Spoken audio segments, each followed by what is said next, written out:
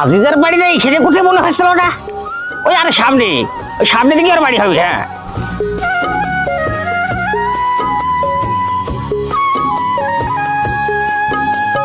আরে ঘটক মশাই যে এতদিন করে আসার টাইম হলো? আর বুঝবেন না মশাই, এই ঘরতলি করা খুব দুষ্কার, তাই কিছুদিন গা ঢাকা দিয়েছিলাম, বুঝছেন? আরে মশাই, নাচতে নেমে কি ঘুমটা দিলে চলবে? তাই তো এই ঘুমটার মধ্যে আর থাকা হইলো না, গিন্নির ভয়ে ঘুমটা থেকে বেরিয়ে আসতে হইল। গিন্নির ভয় মানে? আরে বাবু বলছি, সব কথা কি গেলে শুনবে নাকি? পানি চলে আসলো তো সবাই ঘরটা গিয়ে বসে বলছি আয় রেখে দিয়ে বসে পড়া যাক। হ্যাঁ এবার বলেন গিন্নির ভয় মানে কি বলছেন বলেন। মানে হচ্ছে গিন্নির ভাইয়ের বোনের মেয়ের একটা বস্তা বড় এড়ি লাগবে, মানে একটা ভালো ছেলে লাগবে। ঘটক মশাই, আপনার কাছে ভালো চাকরিজীবী ছেলে আছে?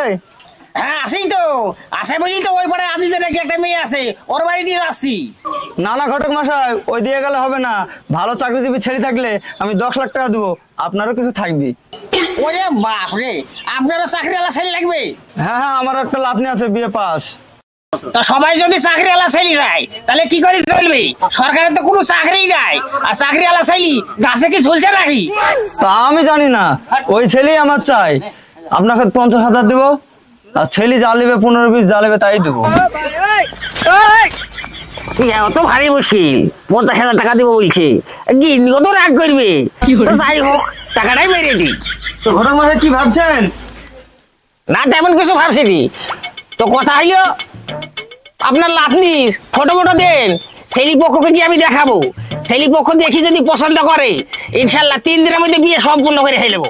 তাহলে ঠিক আছে চলেন। আচ্ছা ঠিক আছে, তাই চলে।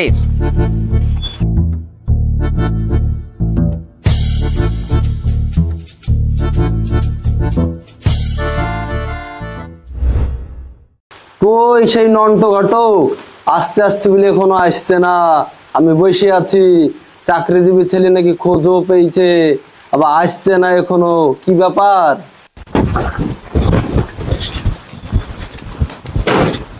কি করছো আদিস ভাই, কিছু ভাবছো নাকি? আর বলিস নি, ওই নান্টু ঘটক আসার কথা, এখনো আসেনি।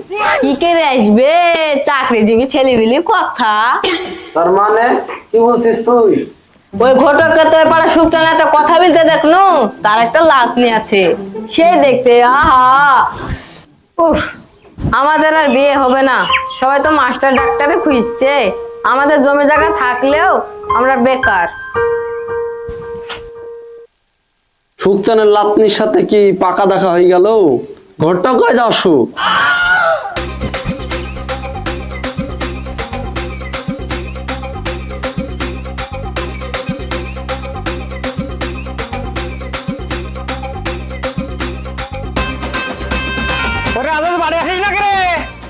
হ্যাঁ আছি, মানে আপনার জন্য তো বসে আছি। তা আপনারা তত দেরি হলো কেন? হ্যাঁ ওই রাস্তাঘাটে 5 জনের সঙ্গে কথা বলতে কি আমার একটু লেট হয়ে গেছে। ও কথা বলতে বলতে দেরি হয়ে গেল, না বেচা কেনা করতে করতে দেরি হয়ে গেল? বেচা কিনা মানে? ওই পাড়া সুকচানের সাথে চাকরিজীবী ছেলের দাম দর করছিলেন, তাই শুনলাম। আরে না না, চাকরিওয়ালা ছেলে আমার কাছে কি একটা আছে নাকি? তোমার মেয়ে আছে না, ওর থেকে ভালো চাকরিওয়ালা ছেলে আমার কাছে আছে। তাহলে ঠিক আছে, চাকরিজীবী হইলেই হবে, বেশি কিছু দরকার নাই। তাইলে একটা ছবি দেন, নাকি মেয়েটাকে দেখিয়ে দেন, বাড়িতে যেহেতু আসছি তো সেই লিখে দেওয়া ছবিটা দেখাতে হবে। মেয়ে তো কলে দেখেছে, থামেন আমি একটা ছবি দিচ্ছি। আচ্ছা ঠিক আছে।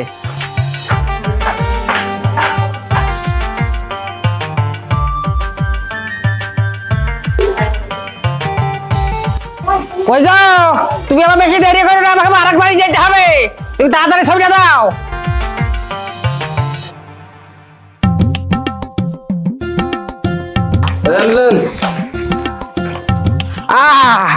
কি সুন্দর ময়নামুখী মেয়ে গো তোমার, এই মেয়ে যদি ছেলে দেখে একবারে পছন্দ হয়ে যাবে।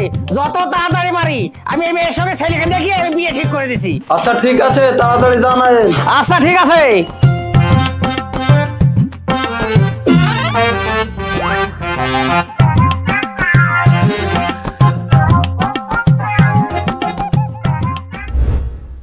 কই আই তো রাজ আমার নাতনিকে দেখতে হওয়ার কথা, ছেলে সিদ্ধে আসছে। কই এই সব বাড়িটা ঠিকঠাক করে গো। মেয়ে বাবু দেখবা মোর সাথ হয়ে যাবে। মেয়ের কোনো দুর্নাম নাই, মেয়ে খুব সাধারণ পরিবারের মেয়ে, খুব ভালো মেয়ে। ও ভাই, আমরা চলে এসেছি। চলে এসছেন? শোনো বসুন বসুন, জাগাল আসো জাগাল আসো।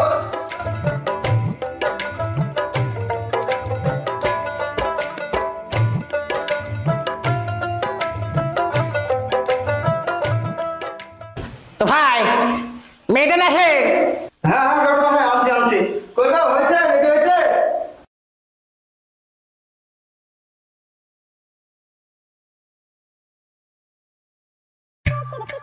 দেখো জি অনেকক্ষণ তো টাইম হয়ে গেল। ওরে ভাই তাড়াতাড়ি নিয়ে আয় মেয়েটাকে। তুমি এই ছেলে মানুষ একটা সামনে দিকে রেডি হয়ে যাও।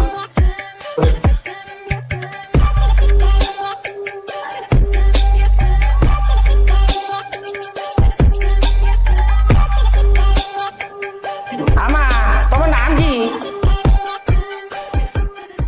জান্নাতুন খাতুন। তা পড়াশোনা কোন ক্লাস পর্যন্ত করেছো? BA pass. তা শোনো, এই যখন সাইলি স্কুলে হেডমাস্টার আর সুবারে বসি, তুমি মেয়ে দেখে নাও আর তুমি ছেলে দেখে নাও, দুজন দুজনকে দেখে নাও, পরে কিন্তু আমার কিছু করতে পারবে না। হ্যাঁ কি করে তোমা, তুমি তাহলে ভিতরে যাও।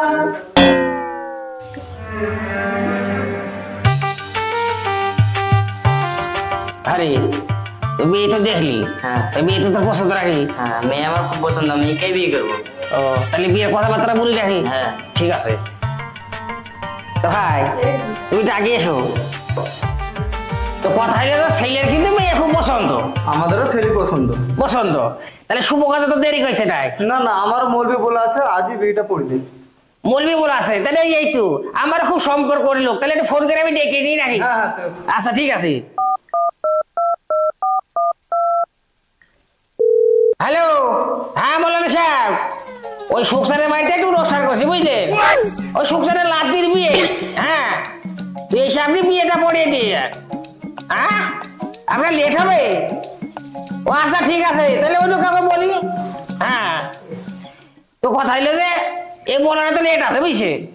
শুনুন, বিয়ে সাজে কথা লেট করতে লাভ নাই, আল্লাহর রহমতে আমিও মেলা বিয়ে পড়িয়েছি বুঝছেন, তাহলে আমি পড়িয়ে দিই, আল্লাহর হয়তো এইটাই ইচ্ছা। ঠিক আছে তাহলে আপনি পড়ে দেন। হ্যাঁ তাহলে আপনি মেয়ে রাখেন, বিয়েটা পড়ি, আমি শুভ কাজটা সেরে ফেলি। হ্যাঁ হ্যাঁ লাগছে।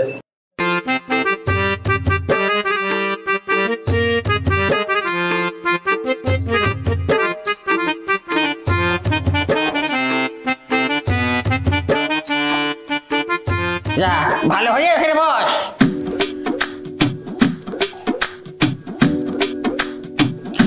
তাহলে ভাই কি বলছো? হ্যাঁ বিয়েটা পড়িয়ে দেন। তাহলে বিয়ে পড়িয়ে দিই। হ্যাঁ তাহলে জান্নাতুন মা ছেলেকে তোমার পছন্দ হয়েছে, তাহলে বিয়ে পড়াচ্ছি।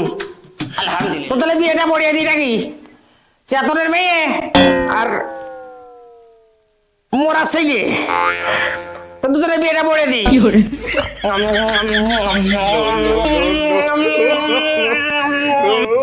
তাহলে তোমাদের বিয়ে সম্পূর্ণ হলে বুঝছো, যাও হাত খান দাও, যাও দুজনে ভালো করে থাকবা, মাঝে মাঝে মারপিট করবা, ঠিক আছে? হ্যাঁ আল্লাহ আমিন।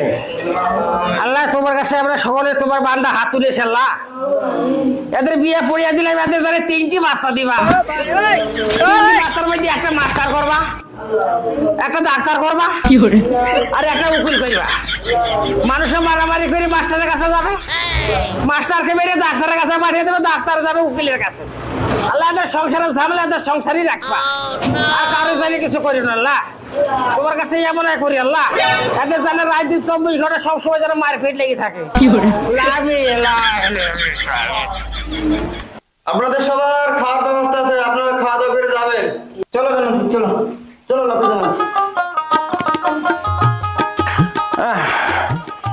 বয়স্ক মানুষ মাথা টাকা লেগে গেছে রে মা মারে সবাই তো ঠিক করে বসতে পারিনি রে লেবে সেলফি সব ভালো হয় বস খাওয়া দাওয়া করে বাড়ি যেতে হবে হ্যাঁ বাহ বাহ